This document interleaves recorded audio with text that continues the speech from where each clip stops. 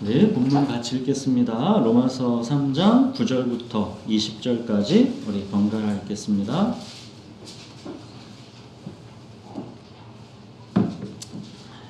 네, 찾으셨으면 번갈아 읽겠습니다. 그러면 어떠하냐? 우리는 나으냐? 결코 아니라. 유대인이나 헬라인이나 다 죄 아래 있다고 우리가 이미 선언하였느니라. 기록된 바 의인은 없나니 하나도 없으며 깨닫는 자도 없고 하나님을 찾는 자도 없고 다 치우쳐 함께 무익하게 되고 선을 행하는 자는 없나니 하나도 없도다. 그들의 목구멍은 열린 무덤이요 그 혀로는 속임을 일삼으며 그 입술에는 독사의 독이 있고 그 입에는 저주와 악독이 가득하고 그 발은 피 흘리는데 빠른지라. 하늘과 고생이 그 길에 있어 평강의 길을 알지 못하였고 그들의 눈앞에 하나님을 두려워함이 없느니라 한과 같으니라. 우리가 알거니와 무릇 율법이 말하는 바는 율법 아래 있는 자들에게 말하는 것이니 이는 모든 입을 막고 온 세상으로 하나님의 심판 아래에 있게 하려 함이라. 그러므로 율법의 행위로 그의 앞에 의롭다 하심을 얻을 육체가 없나니 율법으로는 죄를 깨달음이니라. 예, 우리가 지난주 말씀에서 그 1절에서 그랬죠. 유대인의 나음이 무엇인가? 그것이 이제 2절 하나님의 말씀을 맡은 것이다 그랬죠. 비록 그들이 말씀을 맡았지만 믿지 않고 순종하지 못했다 해서 하나님의 미쁘심, 하나님의 신실하심은 폐하여지지 않았다 했죠. 사람은 다 거짓되되 오직 하나님은 참되시다라는 것, 하나님의 부르심에는 후회하심이 없다라는 것을 다윗의 사례를 통해 살펴봤었습니다. 자, 하나님의 부르심이 어차피 처음부터 사람의 참됨에 달려있지 않았다라는 것입니다. 오직 참되신 하나님의 주권과 권능 속에 부르심이 달려있는 것입니다. 자, 유대인들이 하나님의 말씀을 맡았다 하지만 유대인들의 행위에 있어서 그들은 이방인들보다 나을 것이 하나도 없었습니다. 그것이 이제 오늘 본문 9절부터의 내용입니다. 9절, 10절 보시면 그러면 어떠하냐? 우리는 나으냐? 결코 아니라. 유대인이나 헬라인이나 다 죄 아래 있다고 우리가 이미 선언하였느니라. 기록된 바 의인은 없나니 하나도 없으며. 성경 말씀이 증언하고 우리 인류 역사가 증언합니다. 의인은 없나니 하나도 없습니다. 야, 11절부터 이 내용에 자 보십시오. 과연 누가 하나가 여기에 예외가 있는지 보십시오. 참으로 신기하게도 참으로 전혀 부정할 수 없게도 이 모든 게 인정하지 않을 수가 없다라는 것을 아실 겁니다. 11절 12절 보시면 깨닫는 자도 없고 하나님을 찾는 자도 없고 다 치우쳐 함께 무익하게 되고 선을 행하는 자는 없나니 하나도 없도다. 그리고 이어서 우리 인간의 악함을 좀 더 구체적으로 이렇게 말씀합니다. 13, 14절 보시면 그들의 목구멍은 열린 무덤이요 그 혀로는 속임을 일삼으며 그 입술에는 독사의 독이 있고 그 입에는 저주와 악독이 가득하고. 어쩜 그렇게도 우리 인간의 본질을 정확하게 꿰뚫고 있는 것 같지 않습니까? 세련되고 예의 있게 말하는 것 같아도 우리들의 그 말에는 독사의 독이 있고 저주와 악독이 그 밑바닥에 가득히 가라앉아 있죠. 마음이라는 이 구정물통이 평상시에는 괜찮아 보이지만 한번 휘젓고 흔들리면 밑바닥에 있던 독사의 독, 저주와 악독, 이게 다 떠오르게 되는 것입니다. 만물보다 심히 거짓되고 부패한 것이 사람의 마음이기 때문에 이 마음으로 이어지는 당연히 목구멍, 이 목구멍은 거짓되고 부패한 마음 쪽으로 열린 무덤인 것입니다. 그래서 당연히 그 혀로는 자기 이익을 위한 조작과 속임과 핑계와 변명과 원망이 나올 수밖에 없는 겁니다. 또 그래서 당연히 그 입술에는 독사의 독이 있고 그 입에는 저주와 악독이 가득할 수밖에 없는 것입니다. 사람의 죄는 이제 말씀이 이제 입술의 포악함에만 그치지 않고 이제 폭력적으로 남을 해치는 데까지로 나아가게 되지요. 15절부터 보시면 그 발은 피 흘리는데 빠른지라 파멸과 고생이 그 길에 있어 평강의 길을 알지 못하였고 서로가 서로를 이제 공격하느라고 정신이 없고 그 결과는 서로의 파멸과 고생입니다. 그러니까 당연히 그 속에 평강은 없는 것입니다. 이긴 자도 진 자도 평강이 없이 다 파멸과 고생뿐인 것입니다. 결론적으로 이 모든 어리석은 죄의 결과가 무엇 때문이다? 그럽니까? 18절에 보시면 그들의 눈 앞에 하나님을 두려워함이 없느니라. 그러니까 하나님을 두려워함이 없는 불경건, 여기에서 온갖 불의가 나오는 겁니다.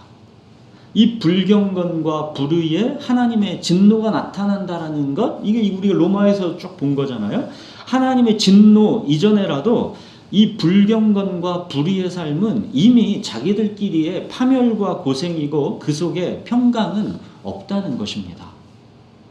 이 모든 게 이미 하나님의 율법, 하나님의 말씀에 다 나와 있습니다.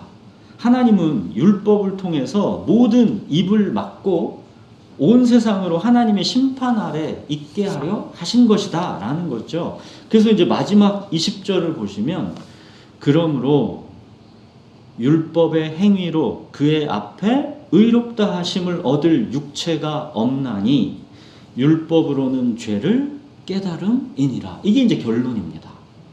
율법 행위로 의롭다 하심을 얻을 육체는 없다는 겁니다. 모든 인생은 의인은 없나니 하나도 없는 것이고, 근데 그럼 율법은 뭐냐? 율법으로는 그 죄를 깨닫게 하는 것이다. 이게 이제는 최종 결론인 것이죠. 근원인 마음이 이미 거짓되고 부패했기 때문에 거기서 나오는 모든 말과 행동은 독사의 독, 저주와 악독, 폭력이 나올 수밖에 없다는 겁니다. 율법이 바로 이 죄의 본질을 깨닫게 한다는 것이죠.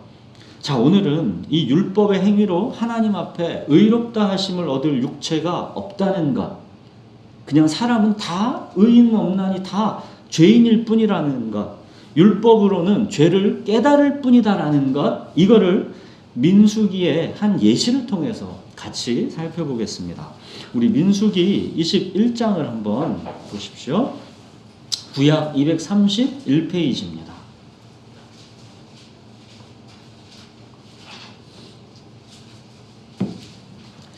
구약 231페이지에 민수기 21장 1절부터 3절까지만 먼저 보겠습니다.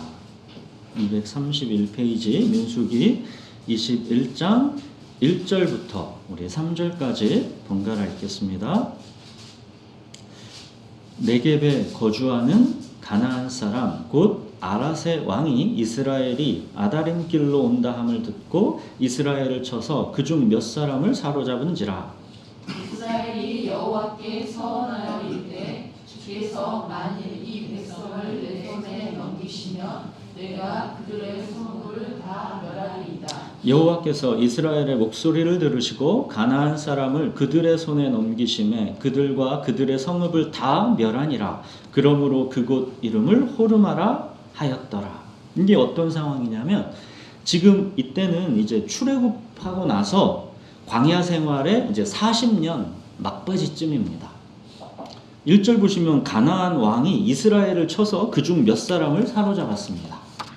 그러니까 이스라엘은 가나안이 자기보다 워낙 강대한 족속이기 때문에 자기 힘으로는 도저히 이길 수가 없습니다. 그래서 그 억울함과 원통함을 하나님께 아뢰고 서원합니다. 2절 보시면 이스라엘이 여호와께 서원하여 이르되 주께서 만일 이 백성을 내 손에 넘기시면 내가 그들의 성읍을 다 멸하리이다. 자, 그래서 하나님께서 그 서원을 들어주셨습니다. 3절 보시면 여호와께서 이스라엘의 목소리를 들으시고 가나안 사람을 그들의 손에 넘기심에 그들과 그들의 성읍을 다 멸하니라. 그러므로 그곳 이름을 호르마라 하였더라. 그러니까 자기들 힘으로 도저히 이길 수 없는 강대한 적인데 하나님께서 그 성읍 호르마를 진멸할 수 있도록 역사하신 것입니다. 자, 이제 이 호르마라는 성읍, 여기는 이스라엘이랑 아주 오래전에 악연이 있는 곳입니다.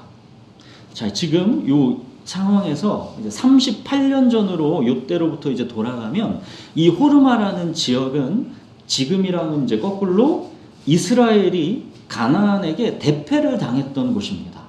38년 전으로 이제 시간을 거꾸로 돌려가지고 민수기 이제 13장을 보시면 거기 이제 가나안 땅 정탐 얘기가 나오죠. 13장에 이제 가나안 땅 정탐 얘기가 나옵니다. 이제 하나님께서 약속의 땅 가나안을 차지하라 그렇게 하셨지만 이들은 먼저 어떻게 합니까? 12명의 정탐꾼을 보내서 그곳을 살펴보고 왔죠.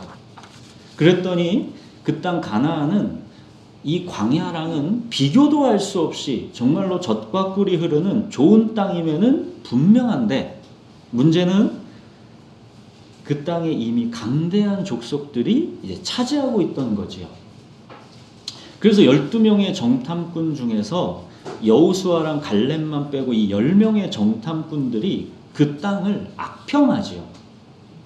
우리는 절대 그 땅을 차지할 수 없다. 그들은 우리보다 강하다. 거기서 아낙 자손의 거인들을 우리가 보았다. 우리는 그들에 비하니까 그냥 메뚜기 같았다. 그러자 이제 백성들이 이 정탐꾼들의 말 때문에 이제 두려움에 사로잡히게 됩니다. 문제는 그래서 언제나 말입니다. 말. 자, 14장 이제 1절에서 4절까지 보시면 어떤 원망을 하는지 보십시오. 번갈아 읽겠습니다. 온 회중이 소리를 높여 부르짖으며 백성이 밤새도록 통곡하였더라. 14장 2절. 이스라엘 자손이 다 모세와 아론을 원망하여 온 회중이 그들에게 이르되 우리가 애굽 땅에서 죽었거나 이 광야에서 죽었으면 좋았을 것을 어찌하여 여호와가 우리를 그 땅에서 인도하여 칼에 쓰러지게 하려 하는가? 우리 처자가 사로잡히리니 애굽으로 돌아가는 것이 낫지 아니하랴. 이에 서로 말하되 우리가 한 지휘관을 세우고 애굽으로 돌아가자 하네. 네, 보십시오. 두려움에 사로잡히니까 하나님의 이 역동적 주권이 전혀 보이지를 않고 자기 속에 있는 원망과 악독이 막 다 터져 나오는 겁니다. 오늘 본문 말씀처럼 깨닫는 자도 없고 하나님을 찾는 자도 없는 겁니다. 그들의 이제 목구멍이 열린 무덤이 돼서 이제 정탐꾼들은 그 혀로 속임을 일삼고 백성들은 이제 두려움과 원망에 사로잡혀서 그 입술에서 독사의 독, 저주와 악독이 막 터져 나오는 겁니다. 그들은 심지어 하나님 앞에서 절대 해서는 안 될 말, 애굽으로 돌아가자 라고까지 하고 있는 겁니다. 애굽의 장자를 멸하시고 유월절 어린 양의 피로 이스라엘 백성들을 구원하셨습니다. 홍해 앞에서 그 홍해를 갈라 마른 땅으로 걷게 하셔서 이 백성을 구원하셨습니다. 그 하나님의 구원을 멸시하는 것이죠. 애굽으로 돌아가자. 애굽이 차라리 나았다. 이때 하나님의 분노가 폭발하셔가지고 이 백성을 다 전멸시키려고 하셨습니다.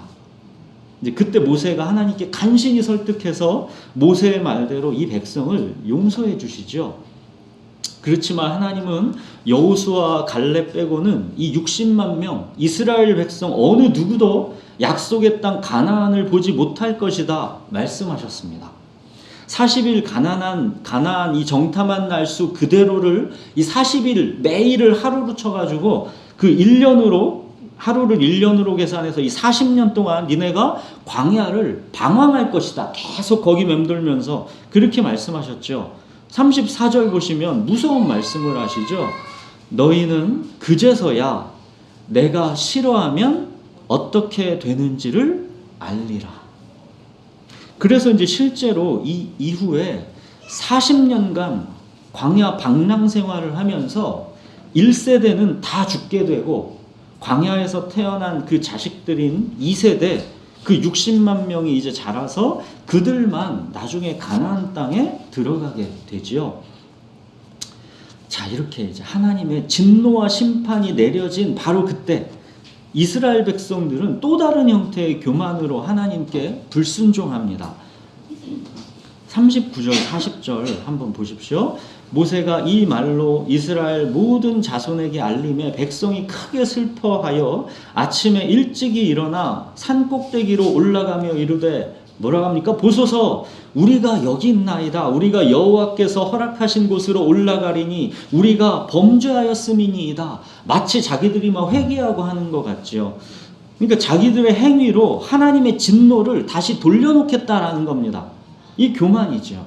우리가 범죄했다고 입술로는 지금 말하고 있으면서 하나님이 명하시지도 않은 가나안 공격을 감행하겠다라는 무모함을 보이는 겁니다. 하나님께서 말씀하시면 앞이 보이지 않아도 이해되지 않아도 저 안악자손 있는 가나안을 우리가 어떻게 할지 그게 이해되지 않아도 나아가는 것 말씀하셨으니까 대신에 하나님의 뜻이 아니라 하시면 그 자리에서 멈춰서는 것. 이게 백성의 삶입니다. 근데 이 백성은 말씀하실 때는 우리는 메뚜기 같다고 하면서 멈춰섰고 이제 하나님의 뜻이 아니다 하셨는데도 이제 자기 감정과 의욕에 하나님을 수단으로 삼아서 막 나아가려고 하는 것입니다. 이 백성은 그 마음에 하나님을 두려워함이 없는 겁니다. 그냥 자기 멋대로 하면서 하나님을 수단으로 쓰는 것이죠. 41절부터 이제 43절 또 보십시오. 모세가 이르되 어찌하여 너희가 이제 여호와의 명령을 범하느냐 이 일이 형통하지 못하리라. 여호와께서 너희 중에 계시지 아니하니 올라가지 마라. 너희의 대적 앞에서 패할까 하노라. 아말렉인과 가나안인이 너희 앞에 있으니 너희가 그 칼에 망하리라. 너희가 여호와를 배반하였으니 여호와께서 너희와 함께하지 아니하시리라. 하나님께서 너희랑 함께하시지 않아. 올라가지 마. 멈춰. 그렇게 분명히 하나님께서 지금 말씀하시는데도 그런데도 그들은 멈추지 않습니다. 파멸과 고생의 길로 향하는 겁니다. 평강의 길을 알지 못하는 것입니다. 그래서 이제 44절, 45절 보시면 이제 여기 이제 호르마라는 그곳이 나오는 거죠. 그들이 그래도 산 꼭대기로 올라갔고 여호와의 언약궤와 모세는 진영을 떠나지 아니하였더라. 아말렉인과 산간지대에 거주하는 가나안인이 내려와 그들을 무찌르고 호르마까지 이르렀더라. 호르마가 이곳인 겁니다. 그러니까 이곳은 이스라엘이 가나안 점령을 이때 지금 첫 시도를 했다가 완전 대패한 곳입니다. 하나님께 불순종해서. 근데 이곳 호르마를 이제 광야 방랑 생활 38년을 이제 거치고 1세대가 이제 다 죽고 2세대가 이제 하나님의 권능을 힘입어서 마침내 이번에는 21장에서 이제 승리하게 된 거죠. 이 호르마에서. 그러니까 이 호르마에서 승리한 광야 2세대는 자라면서 내가 싫어하면 어떻게 되는지 알리라 하나님의 이 말씀을 몸으로 다 경험한 세대입니다. 자기들 부모 세대가 하나님께 불순종했다가 하나님의 말씀대로 광야에서 다 죽는 거를 지켜보면서 자란 세대가 이 광야 2세대입니다. 그리고 이제 그들은 부모 세대가 패배했던 그 호르마를 드디어 이제 이 광야 2세대가 하나님의 권능을 힘입어서 승리한 겁니다. 자, 이쯤 되면 이 광야 2세대는 하나님께 모든 권능과 주권이 있는 것이구나. 오직 하나님을 믿고 순종하는 것만이 우리에게 평강의 길이구나. 이걸 충분히 이제는 교훈을 얻었을 것 같지 않습니까? 몸으로 그걸 다 익혔는데. 근데 이런 엄청난 승리가 있고 나서 곧바로 21장에 뭔 일이 바로 이어지나 보십시오. 민수기 21장 4절 5절로 한번 보십시오. 그 호르마에서 그렇게 큰 승리를 하고 나서 21장에 4절 5절 이어서 바로 이어지요. 백성이 호르산에서 출발하여 홍해길을 따라 에돔 땅을 우회하려 하였다가 길로 말미암아 백성의 마음이 상하니라. 백성이 하나님과 모세를 향하여 원망하되 어찌하여 우리를 애굽에서 인도하여 내어 이 광야에서 죽게 하는가? 이곳에는 먹을 것도 없고 물도 없도다. 우리 마음이 이 하찮은 음식을 싫어하노라. 1세대나 2세대나 다른 게 없습니다. 이들은 불평과 원망을 달고 삽니다. 의인은 없나니 하나도 없다라는 게 이게 너무도 분명하지 않습니까? 4절에 그 길로 말미암아 백성의 마음이 상하니라 그러죠. 전쟁에 승리를 주신 하나님께 대한 감사도 그냥 아주 잠시뿐입니다. 힘든 길이 나오니까 또 바로 원망과 불평입니다. 먹을 것도 없고 물도 없답니다. 하나님께서 어떻게 하셨습니까? 만나와 메추라기로 40년을 먹여오셨습니다. 물이 없을 때는 이 사람들이 목말라 죽었나요? 아니죠. 반석에서 물을 내서 마시게 하셨습니다. 그렇게 해서 40년을 하나님께서 이 백성을 끌어오셨습니다. 근데 이제 그렇게 하나님의 기적을 바라보고 살아가는 거에 지쳤다는 겁니다.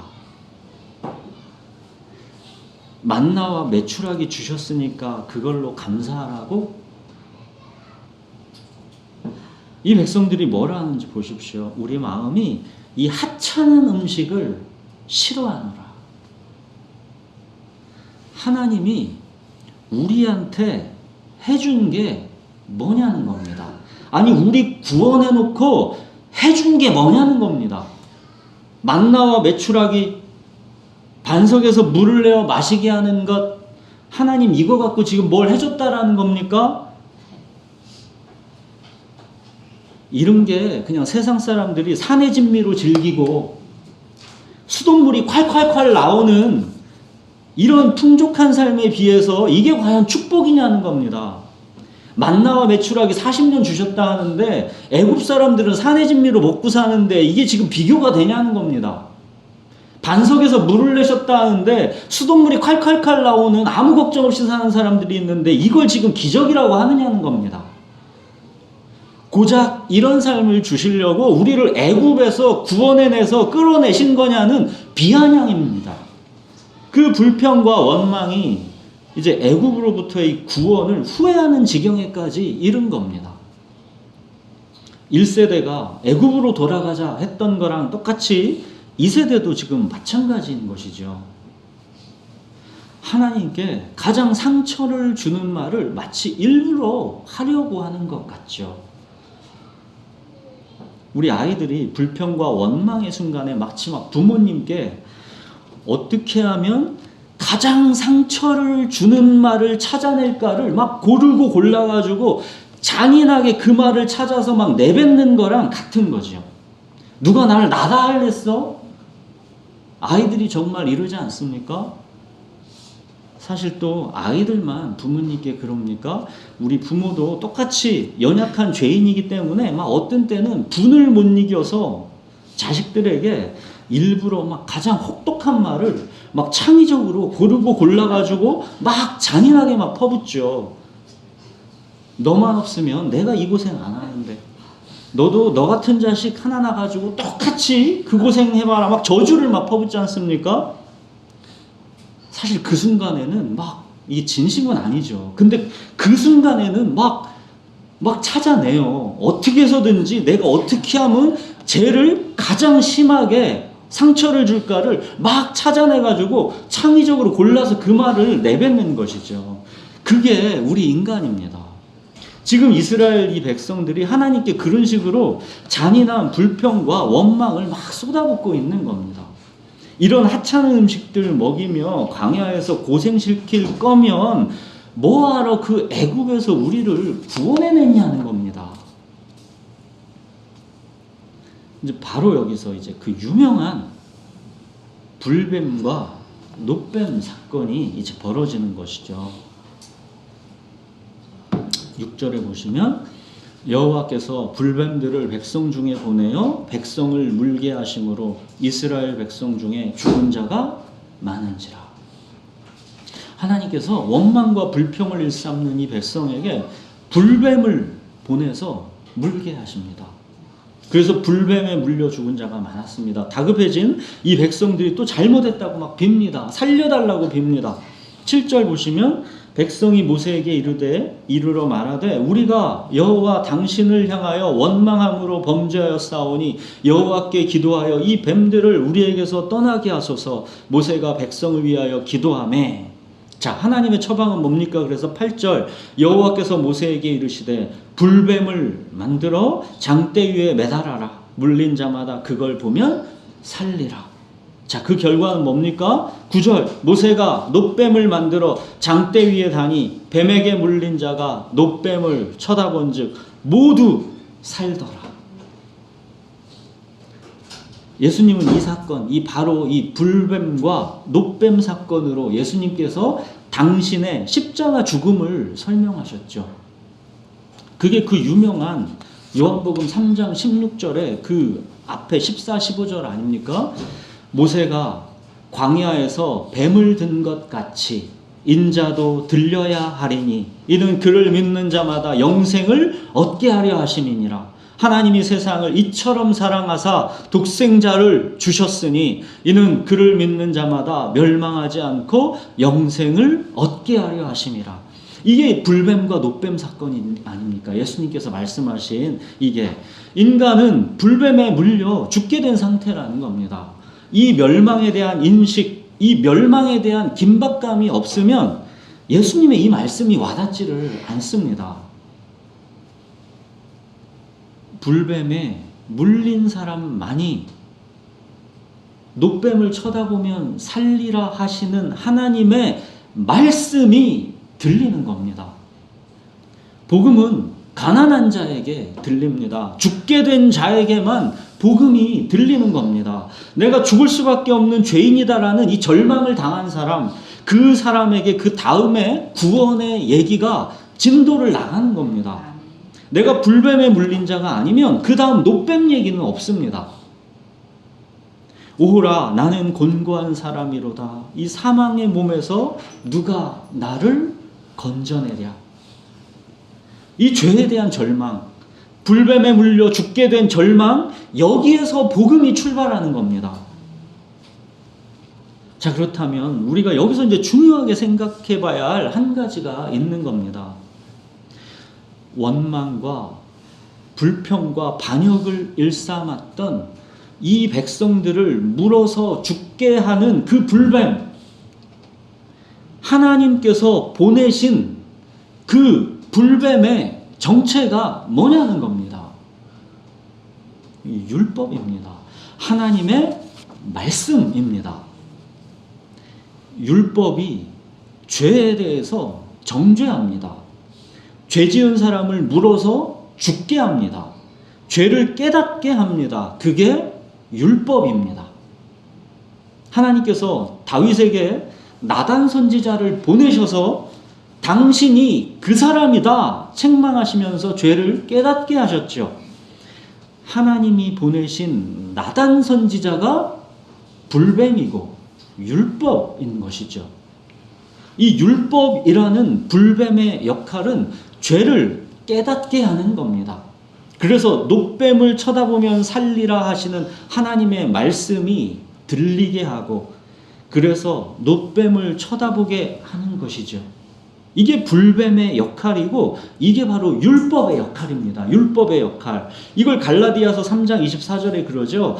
이같이 율법이 우리를 그리스도께로 인도하는 초등교사가 되어 우리로 하여금 믿음으로 말미암아 의롭다함을 얻게 하려 함이라. 뭐랍니까? 갈라디아서 율법이 우리를 그리스도께로 인도한다. 그래서 우리가 믿음으로 말미암아 그 녹뱀을 쳐다보고 살게 한다. 이거잖아요. 이게 율법의 역할이라는 것이죠. 하나님이 보내신 불뱀에 물려 죽게 된 것 같지만 사실은 하나님께서 보내신 그 불뱀이 녹뱀으로 매달려서 나를 살게 한 겁니다. 하나님께서 보내신 그 불뱀이 나를 녹뱀으로 인도한 것입니다. 그래서 구원을 얻게 한 것입니다. 불뱀이 물어 죽게 하는 것 같지만 그 불뱀을 하나님께서 보내셨다라는 것을 우리가 놓치면 안 됩니다. 21장의 민수기 6절에 보셨으면 여호와께서 불뱀들을 백성 중에 뭐래요? 보내요. 백성을 물게 하심으로 이 불뱀을 여호와께서 보내셨다 그러잖아요. 여기 이 보내다라는 동사가 이게 원어로는 샬라흐라는 동사입니다. 이 동사가 쓰인 여러 곳이 있는데 그 중에 이제 시편 107편을 우리가 보시면 그 뜻이 좀 더 명확하게 우리가 이해가 될 겁니다. 시편 107편을 한번 보실까요? 883페이지에 있습니다. 구약 883페이지에 우리 시편 107편 우리 17절부터 21절까지를 한번 번갈아 읽겠습니다. 구약 883페이지에 우리 시편 107편 17절부터 21절까지 우리 번갈아 읽겠습니다. 미련한 자들은 그들의 죄악의 길을 따르고 그들의 악을 범하기 때문에 고난을 받아 그들은 그들의 모든 음식물을 싫어하게 되어 사망의 문에 이르렀다.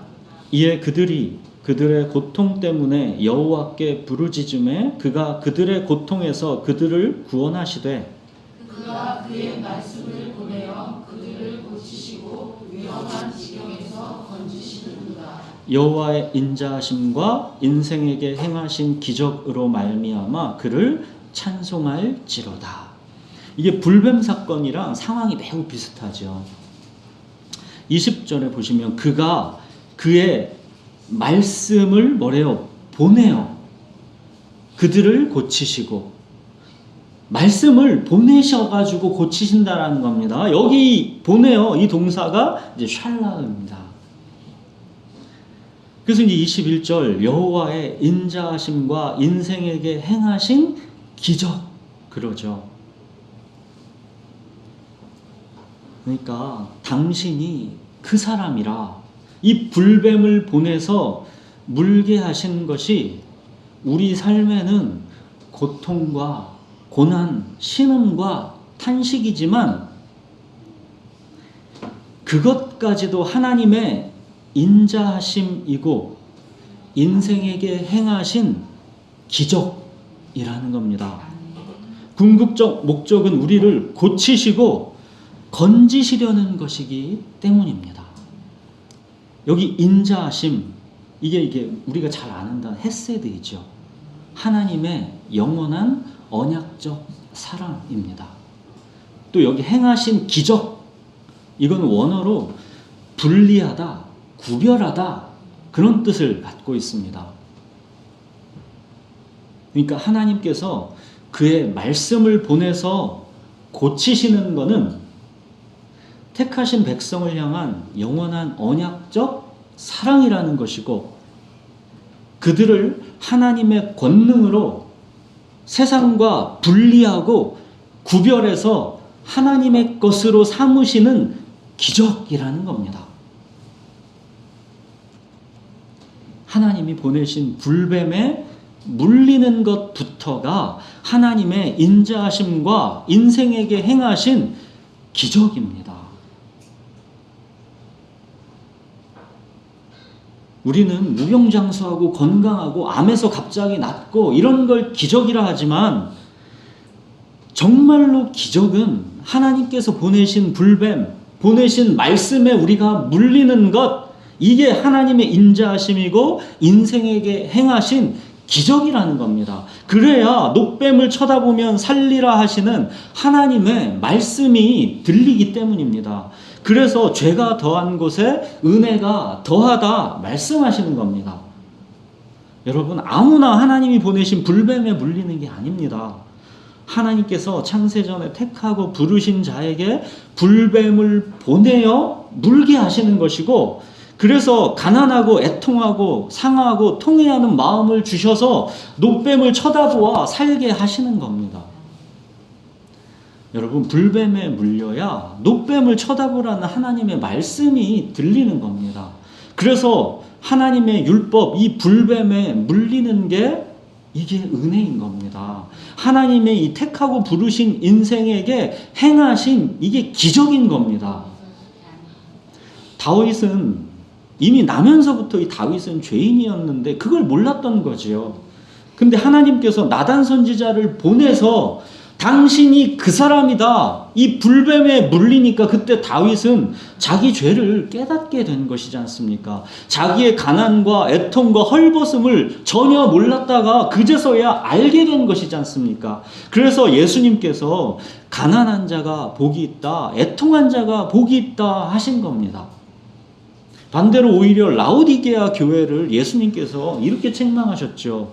네가 말하기를 나는 부자라, 부요하여 부족한 것이 없다 하나 내 곤고한 것과 가련한 것과 가난한 것과 눈먼 것과 벌거벗은 것을 알지 못하는도다. 육체의 만족과 이생의 자랑, 모든 관심사가 이 땅에서의 잘 먹고 잘 사는 거에 완전히 우리가 쩔어 있는 우리 삶이 불뱀에 물려 하나님을 떠난 나의 곤고함과 가련함과 가난함과 눈먼 것과 헐벗음이 보일 때, 그때 우리가 이제 녹뱀으로 십자가에 달리신 우리 주 예수 그리스도께로 마음이 끌리게 되는 것입니다. 그 전에는 우리가 십자가에 달리신 예수 그리스도께로 마음이 절대로 끌리지가 않습니다. 그냥 예수 그리스도는 하나의 교리, 관념, 철학일 뿐이게 되는 것이죠.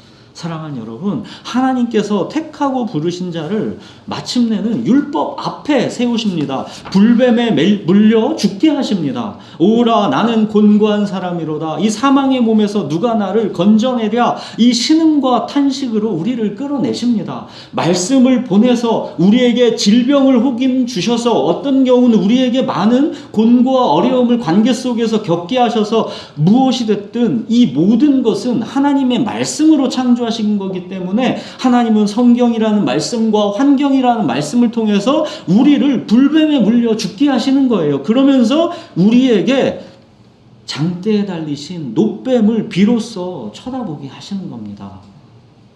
그래서 십자가에 달리신 이 녹뱀이신 우리 주 예수 그리스도께로 마음이 그때서 이제 비로소 끌리게 하시는 겁니다.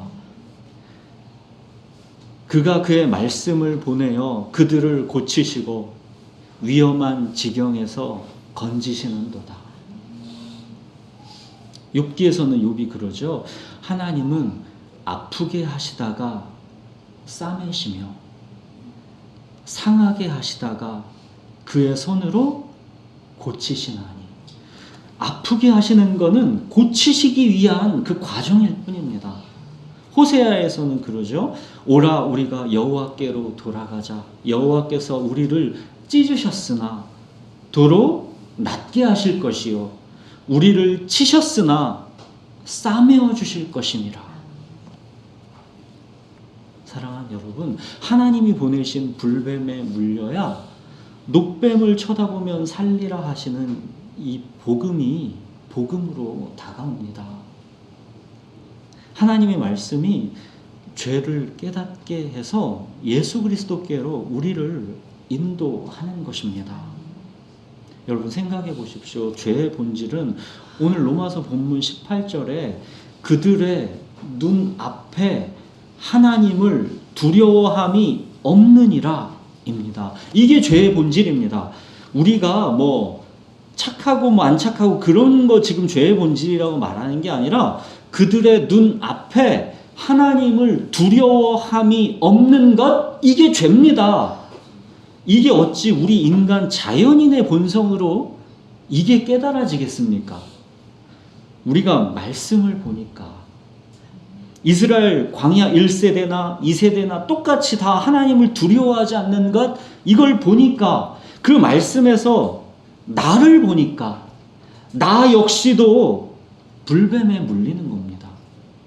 하나님이 먹이시는 만나와 메추라기를 하찮게 여기면서 멸시하는 그 백성이 그게 바로 나라는 게 보이는 겁니다. 목구멍이 열린 무덤이고 그 입에는 독사의 독, 저주와 악독이 가득한 것, 이게 바로 다름 아니라 나라는 게 보이는 겁니다. 내가 하나님을 두려워함이 없다라는 것, 이 불경건이 내가 하나님의 말씀을 보니까 거기서 내가 보이는 겁니다. 이것을 보게 하는 게 하나님이 보내신 불뱀, 하나님의 율법, 말씀의 역할입니다.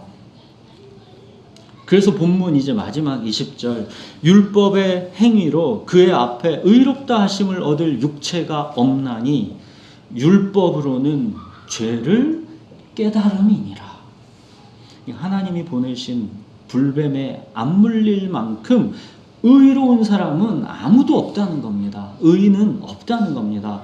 우리는 다만 하나님이 보내신 불뱀, 이 율법을 통해서 우리의 죄를 깨닫게 되는 것입니다. 이것이 바로 성령께서 말씀을 통해서 우리 인생 안에서 행하시는 이게 기적입니다. 하나님께서 그의 말씀을 보내어 고치시는 것은 택하신 백성을 향한 이게 영원한 언약적 사랑입니다. 그들을 하나님의 권능으로 세상과 분리하고 구별해서 하나님의 것으로 삼으시는 기적입니다.